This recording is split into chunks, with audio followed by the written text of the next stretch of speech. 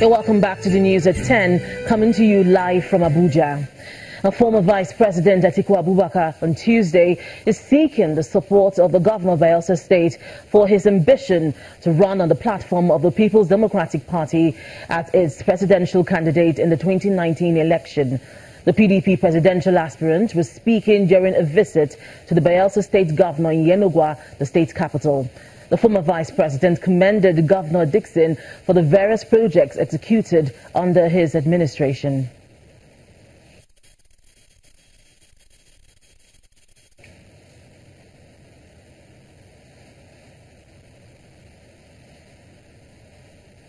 And that's all from Abuja. Back to you, Millicent. Many thanks, Linda. Well, let's update you on the developing story about an accident involving a heavy-duty truck on the Ojuelegba bridge in Lagos. We hear it's filled with plywood. It's fallen off the bridge, falling on 3 commercial buses and a private car under the bridge. Search and rescue, we hear search and rescue operation is currently on by officials of the Lagos State Emergency Management Agency, LASEMA, the FRSC, Nigerian Red Cross, and the Nigeria Police. We'll continue to bring you more updates on that story. In the meantime, no fewer than 200 widows have received allocation from the 200 housing units jointly built by the Borno State government and Nigerian businessman Aliko Dangote. The group had donated 2 billion naira in support of Borno State's rebuilding project, while the state government complemented it by covering other expenses. The project is part of the Borno State government's plan to resettling internally displaced persons. With the liberation of territories captured by Boko Haram in Borno State by the Nigerian army, the state government had commenced rebuilding of towns destroyed by the insurgents. The plan is to relocate the affected population to areas considered safe to enable them start up life again. Nigerian philanthropist and chairman of Dangote Group, Aliko Dangote, a consistent donor to the IDPs, had keyed into the resettlement vision of the state government by making a generous donation of 2 billion naira. Building materials worth half the donation is what has helped the construction of the Dangote village, situated in the Lori town in Kunduga local government area. He salutes the governor's courage in executing capital projects despite the Boko Haram crisis. It is against this backdrop and with consultations between the Dangote Foundation and the state government that we provided building materials worth 1 billion naira to undertake the construction of what we are commissioning here today. Governor Kashim Shettima says the Dangote Foundation is the biggest benefactor of the state, overwhelmed by the humanitarian situation. In line with the principal objective of touching the lives of those in absolute need, we have ensured that the 200 resettlement houses in this modern village are allocated to persons who are direct victims of the Boko Haram insurgency. Some of the benefiting widows had been living from hand to mouth before this intervention came. We escaped from our hometown and didn't have anything when we came out. They burnt everything we had. Now we're in a rented house and I am yet to pay because I don't have any money. The state government is not only giving them accommodation, it is also giving them startup livelihood kits to help them attain financial independence. In order to support the livelihood of the beneficiaries, each of the 200 housing units were equipped with 250 square meters drip irrigation kit, modern poultry facilities, and modern fish farming farm. Out of the 21,000 people displaced from Bama local government area of the state, 3,000 have already been relocated to their homes, rebuilt by the state government. Stanbic IBTC Holdings PLC has declared a 50 kobo dividend for its teeming shareholders. This comes as deposits from customers increased by 192.7 billion naira, representing a 34.3% growth year-on-year. In a statement, the chairman of the company, Basil Omiyi, also added that Stanbic IBTC Holdings PLC achieved a total income of 172.8 billion naira for the year 2017 financial year ended December 31st, above the prior result of 126.1 billion naira in 2016 year ended. We have about 9 subsidiaries. Shareholders in their numbers turn up for the Stanbic IBTC Holdings PLC's annual general meeting. It's a period of interaction and financial review of the company's growth. 50 kobo is recommended as the dividend.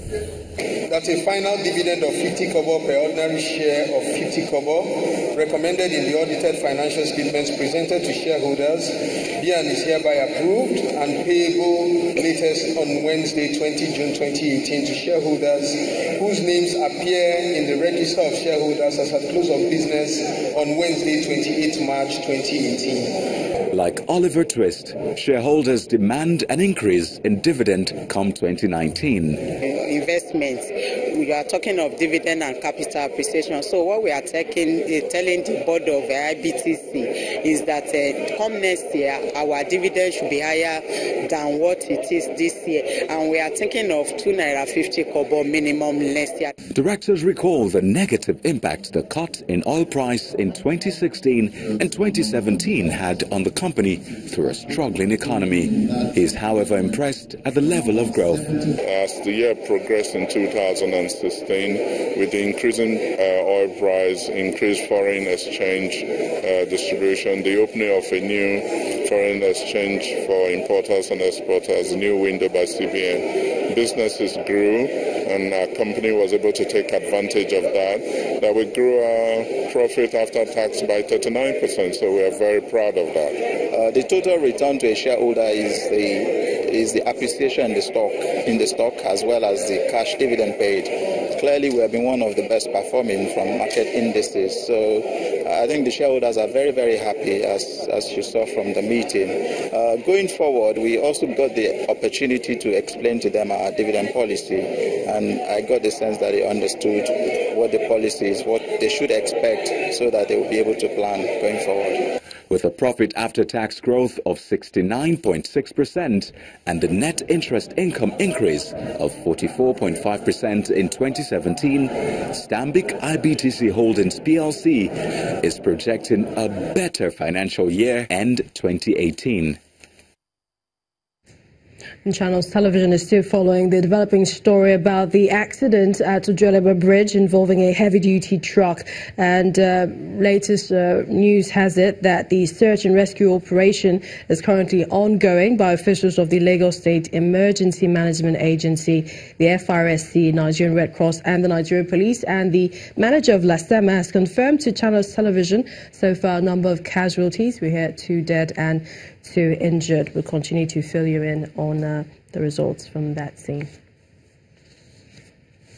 Well, let's take you to Kayode Okikolu, who has some business stories.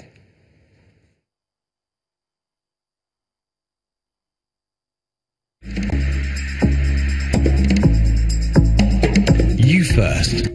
First Bank.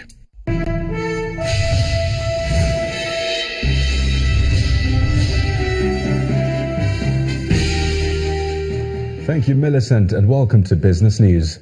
The federal government says over 1.58 trillion naira has been released to ministries, departments and agencies as capital cost for the 2017 federal budget.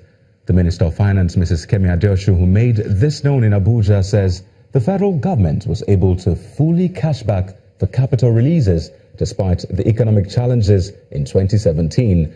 A breakdown of the figure shows that the Ministry of Power, Works and Housing received the highest allocation of 523.01 billion naira, which was 33.10% of the total amount released to the MDAs.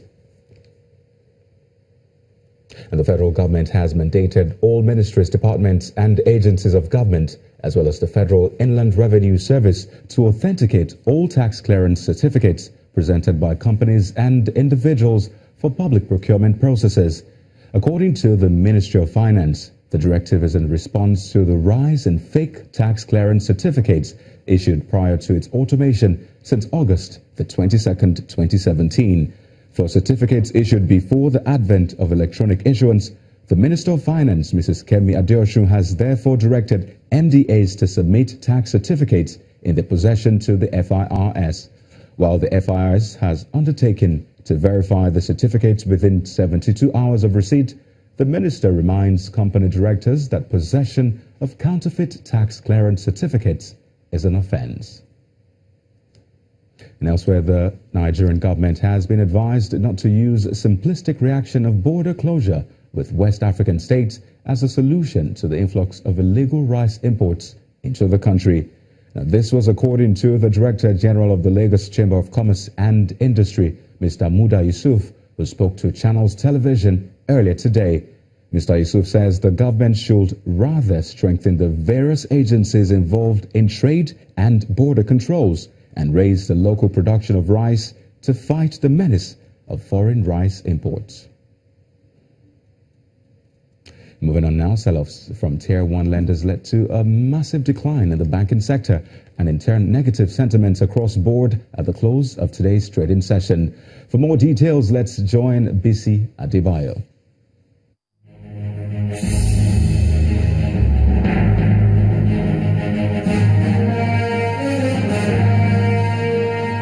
Hello and welcome to the Stock Market Reports.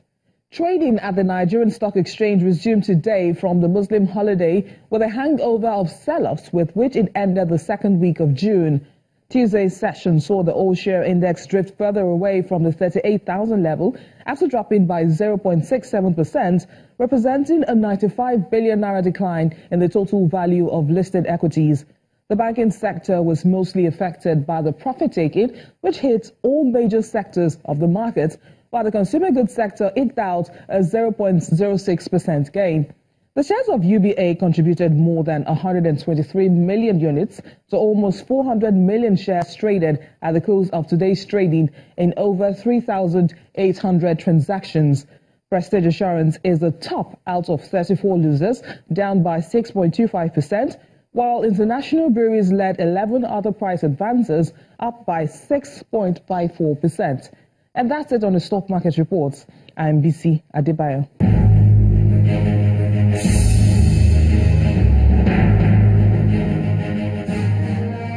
Thank you, Bisi. Well, threats of new tariffs by U.S. President Donald Trump on China sends major stock market indexes spiraling further down amid increased fears of an impending trade war between the world's two largest economies. Here are the closing figures for Tuesday.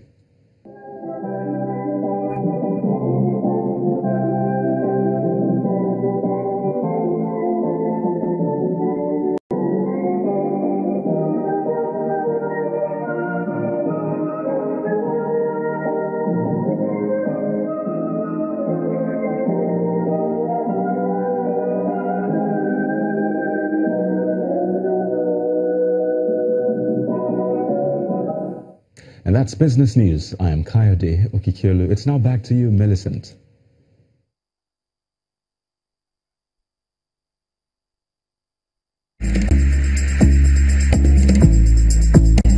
You first. First Bank. Thank you, Kayode. Still ahead on the news at 10. A breath of fresh air for the African continent as Senegal's Teranga Lions become the first African team to win a match at Russia's 2018 after beating Poland in their opening group game. That's in sports news. Please stay with us.